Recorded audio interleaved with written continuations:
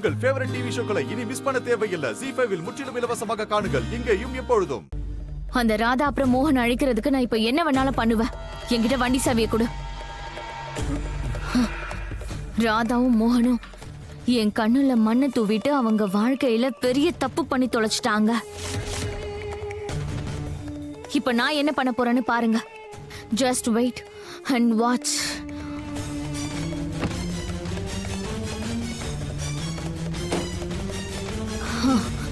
இனி அவங்க சந்தோஷத்தை கெடுக்கிறது தான் என்னோட வேலை.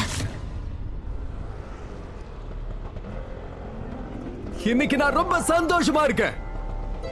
ரொம்ப ரொம்ப சந்தோஷமா இருக்கேன். ஐயோ மோனையா, அடிபட்டுச்சுல என்ன மோனையா? எதுக்காக இப்ப இவ்ளோ சந்தோஷப்படுறீங்க? சும்மா வாங்க. இப்போ நீ சந்தோஷத்துல கத்துற மோகன், இன்னும் கொஞ்ச நேரத்துல நீ தலையில அடிச்சுக்கிட்டு கதறி அழ போற. எல்லார்கிட்டயும் சத்தம் போட்டு சொல்ல போற உன் உலகம் நின்னு போச்சுன்னு, உன்னோட எல்லாமே உன்னை விட்டு போயிடுச்சுன்னு. நான் உங்க எல்லாரோட வாழ்க்கையில இருக்கிற எல்லா சந்தோஷத்தையும் பறிக்க தான் போறேன். நிஜமாவா மோகன்? நீ சொன்னதை கேட்டதுக்கு அப்புறம் மறுபடியும் நம்ம வீட்ல சந்தோஷம் வர போற மாதிரி இருக்கு. நீ சொல்ற விஷயங்கள் எல்லாமே நடந்துச்சுன்னா உண்மையிலேயே அதை விட சந்தோஷமான விஷயம் வேற எதுவுமே இல்ல. அம்மா, நவராத்திரியை நம்ம பர்சானால இருக்க வீட்லயே கொண்டாடுவோம். ஆனா தசராவை நாம எல்லாரும் ஒன்னா சேர்ந்து நம்ம வீட்ல கொண்டாடுவோம். உன் வாயில சக்கரை தான் போடணும் ராதா. 2 பேரும் சீக்கிரமா வீட்டுக்கு வந்து சேருங்க.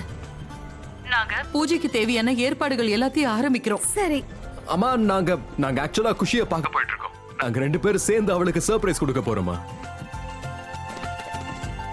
அப்புறம் அம்மா, அஜித்தண்ணன் கிட்ட கூட குஷியை கூட்டிட்டு வர நாங்களே போய்க்கிறோம்னு சொல்லிட்டோம். அவரு பூஜைக்கு தேவையான பொருட்களை வாங்கிட்டு வருவாரு. சரிம்மா ராதா, போய் குஷிய ஸ்கூல்ல இருந்து கூட்டிட்டு வாங்க. அவளும் சந்தோஷப்படுவா. நடந்த பிரச்சனைகள்ல பாவம் குஷி ரொம்பவே அப்செட்டா இருக்கா.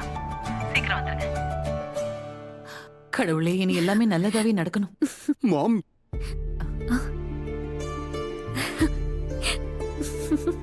என்னப்பா? நீங்க கேட்ட சாமி போட்டோ எவ்வளவு நல்ல சகுனம் இல்ல.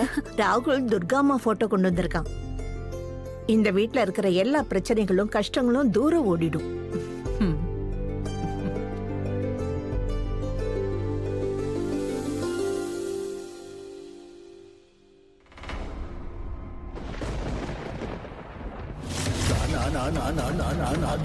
ஐயோ கடவுளே, என்ன இது இப்படி ஆயிடுச்சு?